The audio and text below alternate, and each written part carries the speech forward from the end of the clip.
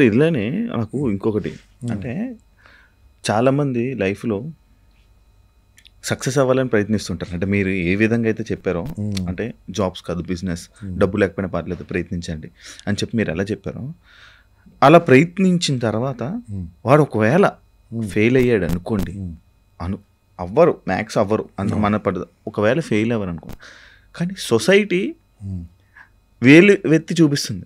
అరే నువ్వు ట్రై చేసావు, నీకు జాబ్ చేయరా అని చెప్పా, కానీ నువ్వు అది చేసి ఉంటే బాగుపడేవాడు కదా, ఈ పాటికి శాలరీనే వచ్చేది కదా, బిజినెస్ అనుకుని వెళ్ళావు, ఫెయిల్ అయ్యావు, నువ్వు ఫెయిల్ అయ్యావు అని చెప్పి వేలు పెట్టి చూపించడం వల్ల ఇంకా అలా అంటే ఏదో బిజినెస్ చేద్దామని వెళ్ళే వాళ్ళు కూడా ఇంకా తక్కువైపోయి మన జాబ్కి వెళ్ళిపోయి ఇలాంటివన్నీ అంటే సొసైటీ వల్ల కూడా ఇలాగ అవుతుంది కదా సార్, ఏం చెప్తారు? సొసైటీని పట్టించుకోవడం అనేది ఎంతవరకు రైటో రాంగో నేను ఒక చిన్న మాట చెప్తాను శివ, నాతో పాటు చెప్పడం.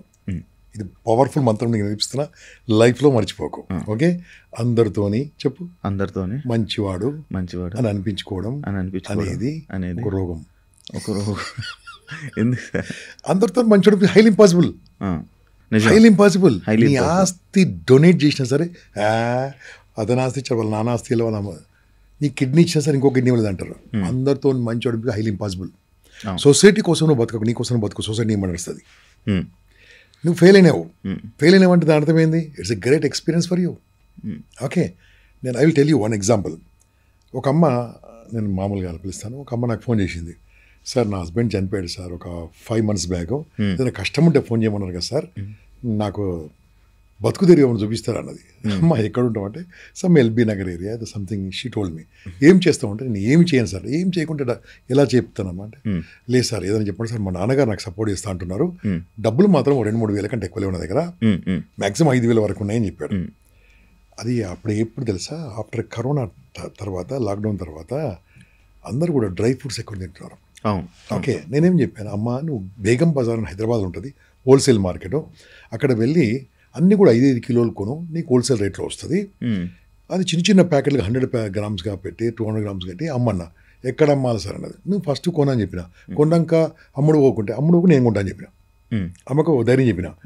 ఓకే, వాళ్ళ నాన్నగారు వెళ్ళి కొనేసి ఏం చేయాలి సార్ అన్నది. చిన్న చిన్న ప్యాకెట్లు కట్టమని చెప్పాను, ప్యాకెట్లు ఫోటోలు తీయమన్నాను, ఫోటోలు తీసి ఫేస్బుక్లో పెట్టమన్నాను, మార్కెట్ ప్లేస్లో పెట్టమన్నాను.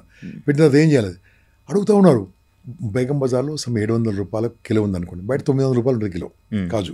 ఓకే, మీ ఏరియాలో ఇంకా తక్కువ ఉంటుంది. ఓకే, సో దాంతో ఏం చేశానంటే అమ్మాయి ఏమైంది, ఆర్డర్స్ తీసుకోవడము, వాళ్ళ నాన్నగారు వీళ్ళ ఇంటికి డెలివరీ ఇవ్వడం, వాళ్ళ నాన్నగారు ఇంటికి డెలివరీ ఇవ్వడం. అప్పుడు ఇవి లేకుండే, మనము ర్యాపిడో ద్వారా చాలా ఈజీగా ఉంది, అప్పుడు లేకుండే. ఆ రకంగా she has become very good. ఎంత అయిందంటే ఎక్కడ ఫేస్బుక్ చూసిన అమ్మాయి కనిపిస్తుంది. ఇప్పుడు అమ్మాయి ఏం చేసింది, నాట్ ఓన్లీ కాజు కిస్మిసే కాకుండా దాంతో చిన్న స్వీట్లు చేయడం, ఓకే, బెల్లం పాకంతో కాజు చేయడము, చీరాల దగ్గర అలా చేయడము, ఇవన్నీ చేసి నౌ షీ హెస్ బికమ్ ఒక 4 ఎంప్లాయ్మెంట్ ఇస్తుంది. ఈ టైంలో ఆమెకు ఒక సంబంధం వచ్చింది. అంతవరకు హస్బెండ్ చనిపోయాడు, చిన్న పాపంది కాబట్టి ఎవరు రాలేదు. ఎప్పుడైతే షీఈ్ ఎర్నింగ్ అప్పుడు సంబంధం వచ్చింది. సంబంధం వచ్చిన తర్వాత ఏం కండిషన్ పెట్టాడంటే, నువ్వు బిజినెస్ మానేస్తే పెళ్లి చేసుకుంటాను, నువ్వు బిజినెస్ మానేస్తే నేను పెళ్లి చేసుకుంటాను. ఈ అమ్మాయి ఏం చేసింది, అతని మీద నమ్మకంతోనే బిజినెస్ మానేసింది. అతను జాబ్ ఉండే అతనికి, ఓకే అతను జాబ్ ఉండే, చూసుకున్నాడు 6 నెలలకు 3 నెలలకు జాబ్ పోయింది. ఇప్పుడు జాబ్స్ ఏం గ్యారెంటీ లేవు కదా, ఎప్పుడు తుమ్మితే పోయినట్టుగానే ఉంది జాబ్స్. అప్పుడు మళ్ళీ ఏం చేసింది, చూడండి సార్ నాకు చెప్పింది బిజినెస్ చేయమన్నాడు, నేను డబ్బు సంపాదించుకున్నాను, మళ్ళీ ఇద్దరు కలిసి సార్ దానికి ఇద్దరు అతనికి వచ్చారు, ఇద్దరు కలిసి కాజు బిజినెస్ పెట్టమని చెప్పాను. ఇప్పుడు ఇద్దరు కలిసి స్టార్ట్ చేశారు. నో వాళ్ళ నాన్న ఓల్డ్ అయిపోయి ఇద్దరు కలిసి చేస్తున్నారు. అదే కాకుండా ఇంట్లో చేకోడీలు లాంటివన్నీ చేస్తూ దట్ గుడ్ మనీ. అంటే ఏంది, ఎవడో ఏదో అంటాడని, తను చిన్న బిజినెస్ చేస్తున్నారా, ఇడ్లీ బిజినెస్ చేస్తున్నారా, చేకోడి బిజినెస్ చేస్తున్నారా, సమోసా బిజినెస్ చేస్తున్నారా, అది కాదు బాస్, న్యాయంగా చేస్తున్న వాళ్ళది ఇంపార్టెంట్. న్యాయంగా చేస్తున్న అమ్మాయికి ఏమైంది, ఈ తెలంగాణ ఏరియాలో సర్వపిండి అని అమ్ముతూ ఉంటారు, you don't know that. Okay, అది చాలా పాపులర్, ఆ కొత్తపేట ఆ ఏరియాలో బాగా ఉంటుంది. ఓకే, అది చేయమని సార్ ఎవరు కొంటారు సార్, పెట్టమ్మా అని చెప్పాను. ఆమె ఏమన్నా తెలుసు సార్, రోజు 100 పీసులు అమ్మడిపోతున్నాయి సార్, 100 పీసులు ఈచ్ 30 రూపాయలు. దీనికి అమ్ముంటుంది చెప్పండి, దాని మ్యానుఫ్యాక్చరింగ్ 10 రూపీస్ కూడా కాదు, 15 రూపీస్ కూడా కాదు. ఈయన కూడా ఒత్తుతా ఉన్నాడు సాఫ్ట్వేర్ జాబ్. అంటే ఏంటంటే చేసేది నమ్మకం ఉన్నప్పుడు ఎవరో అంటారు బాస్, ఎవడో అనగా వీడు ఇడ్లీ అమ్ముతున్నాడు, సాఫ్ట్వేర్ చదివి MBA చేస్తున్నాడు. మళ్ళీ ఏం చేస్తున్నారు, చాలా పెద్ద కంపెనీలు ఏం చేస్తున్నాయి, పెద్ద పెద్ద గ్రూప్స్ కంపెనీలు ఏం చేస్తున్నాయి? అదే కదా. టాటా ఏం చేస్తున్నాడు? పెద్ద పెద్ద హోటల్ పెడుతున్నాడు, ఏం చేస్తున్నాడు? అదే కదా, వంటలే కదా. అది ఆలోచించవద్దు. మనం చేస్తున్న న్యాయంగా ఉందా లేదా, ధర్మంగా ఉందా లేదా, ట్యాక్స్ కడిట్ చేస్తున్నామా లేదా, 10 మందికి లాభం చేస్తున్నామా లేదా, నా ద్వారా 10 మంది ఎంప్లాయ్మెంట్ ఉందా. ఎవడేమనుకుంటా నాకేంటి బాస్, నా పాపులర్ డైలాగ్ అది. ఓకే, మీరు అంటున్న దాంట్లో అంటే లైక్ బిజినెస్ చేయండి, జాబ్ వద్దన్నదే, ఎక్స్పీరియన్స్ కోసం చేయి. ఎక్స్పీరియన్స్ కోసం చేయండి. ఓకే, ఎక్స్పీరియన్స్ కోసం. జాబ్ ఉందనుకో, నెలకు 3 లక్షలు జాబ్ చేసుకో. నేను వద్దాను, బిజినెస్ ఏముంది ఇంకా. రోజు 10,000 వస్తాయి, జాబ్ చేసుకో. ఓకే ఓకే, అంటే నార్మల్గా అంటే ఇంకా మిగతా సెక్టర్స్లో ఉన్న లైక్ మన ఆర్మీ వాళ్ళు, they are doing 100% navy officers, great, CRPF, CS, very good, very good. Police, వీళ్ళందరూ మరి జాబ్స్ చేస్తున్నారు. చేయాలి, మంచిదే కదా. వాళ్ళు బిజినెస్ చేయడం అక్కడికి వెళ్ళారు కదా. వాళ్ళు బిజినెస్ చేస్తే నేను కూడా ఎక్స్ సర్వీస్ చేంజ్ చేస్తాడు చెప్పండి. మీరన్నదే 10 ఏళ్ళ 20 ఏళ్ళ సర్వీస్ చేస్తాడు, బయటకు వచ్చి ఏం చేస్తున్నాడు? Business, business, whatever they are getting money, business. దేశం కోసం పనిచేసి, అందుకని జాబ్ చెయ్యి. బయట వచ్చాక ఏం చెయ్యి, నువ్వు బిజినెస్ చెయ్యి. జాబ్ చేస్తూ కూడా పార్ట్ టైం బిజినెస్ చెయ్యి. పార్ట్ టైం కనుక క్లిక్ అయితే జాబ్ వదిలిపెట్టు.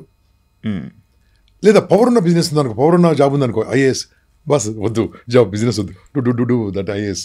నీకు పవర్ ఉంది, ఐపీఎస్ పవర్ ఉంది, సిఐ పవర్ ఉంది. పవర్ ఉన్న దాంట్లో ఏమేమి తెలుసా, డబ్బు రాకుండా హ్యాపీనెస్ ఉంటుంది. ఓ జడ్జి గారు ఎంత రెస్పెక్ట్ ఇస్తాం, జడ్జి గారు ఉండాల్సిందే. కాబట్టి అలాంటి జాబ్ తీసుకోండి. ఏంటండి ఈ సాఫ్ట్వేర్, మార్నింగ్ 8కి వెళ్ళి రాత్రి 9 గంటలకు వచ్చి రాత్రి పడుకొని నిద్ర లేకుండా నైట్ మొత్తం పని చేసి డే అంతా నైట్. What is that? నా బీటెక్లో ఏం చేస్తున్నా, ఎంబీఏలో ఏం చేస్తున్నారు? ఇంత చదివి నువ్వు ఎంబీఏ అంటే ఏంది, బిజినెస్ మేనేజ్మెంట్. నీ బిజినెస్ మేనేజ్ చదువుకో, నువ్వు బిజినెస్ చేయకుండా జాబ్ చేస్తావేంటి? బీబీఏ అంటే ఏంది, బిజినెస్ మేనేజ్మెంట్. నువ్వు జాబ్ చేస్తావేంటి? చెయ్యి, అనుభవం కోసం చెయ్యి. కానీ ఇప్పుడు బీబీఏ స్టూడెంట్స్ మొత్తం మ్యాథ్స్ జాబ్సే చేస్తున్నారు. నేను రాంగ్ అంటున్నా. అంటే చదువు చెప్పడం రాదో, చదువు చేయడం రాదో, చదువు తెలుసుకోవడం రాదో, చదవడం రాదో, అంతే కదా. ఇప్పుడు నువ్వు బిజినెస్ మేనేజ్మెంట్ అంటే ఏంది boss? How to manage business కదా. మళ్ళీ ఏం జాబ్ చేయడం ఏంటి? చెయ్యి, జాబ్ చెయ్యి, అనుభవం కోసం చెయ్యి. కానీ ఎక్కువ చదివిన వాళ్ళకి కూడా, ఎక్కువ చదివేసి టాపర్లకు కూడా కాస్త వీళ్ళకి మినిమం నాలెడ్జ్ ఉండదు అని అంటారు. ఎగ్జామ్స్లోని వీటిలోనే బాగా చదివేస్తున్నారు, బాగా టాపర్లు అయిపోతారు. కానీ బయటకు వచ్చి సొసైటీలోని రియాలిటీలో బతికితే మాత్రం వాళ్ళకి మినిమం నాలెడ్జ్ లేదంటారు. దాన్ని యాక్సెప్ట్ చేస్తారా సార్? నిజం, మీరు చూసారా? కాదు, అందరు కాదు, కొందరు. అందుకనే నా క్లాసులు వాళ్ళు కూడా వాళ్ళ ఆలోచన డిఫరెంట్ ఉంటుంది. వాళ్ళ మైండ్ కాస్త డిఫరెంట్గా మార్చి, అందుకనే ఒక 160 ఇంజనీరింగ్ కాలేజీకి వెళ్తుంటాను ఎవ్రీ 2-3 ఇయర్స్కి ఒకసారి. 160 కాలేజీ రిపీట్ అవుతుంటే నాకు. ఇప్పుడున్న టాప్ ఇంజనీర్స్ షాపులందరూ కూడా ఒకప్పుడు నా దగ్గర నేర్చుకునే వాళ్ళే. అక్కడ చెప్తాను, చేస్తే ఐఏఎస్ కొట్టు, ఐపీఎస్ కొట్టు, జడ్జి చెయ్యి. ఓకే, చిన్న చేయకు. 30,000 శాలరీ, 30,000. అది ఎంత చీప్గా అనిపిస్తుంది అంటే నాకు. అంటే ఇన్నోళ్ళు తిడతారు నన్ను, తిట్టుకున్నా సరే. 60,000 పెద్ద శాలరీ కదా. 60,000 అంటాడు. రోజుకి 2,000. రోజుకి 2,000. హైదరాబాద్లో అడ్డాస్ అంటారు, అడ్డా మీద కూలికి అంత ఇస్తారు. ఏం చదువుకోలే. ఇంట్లో ట్యాప్ ఫిట్ చేసి ట్యాప్ దింపితే ఇస్తారు. ఏసీ రిపేర్ చేస్తే, ఏసీ క్లీన్ చేస్తే 2-4 వేలు సంపాదించుకుంటారు.